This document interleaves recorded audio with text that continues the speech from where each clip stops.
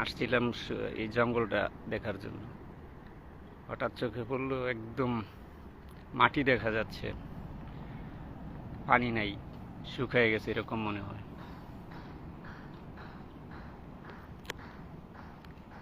খুব ভালো লাগতেছে।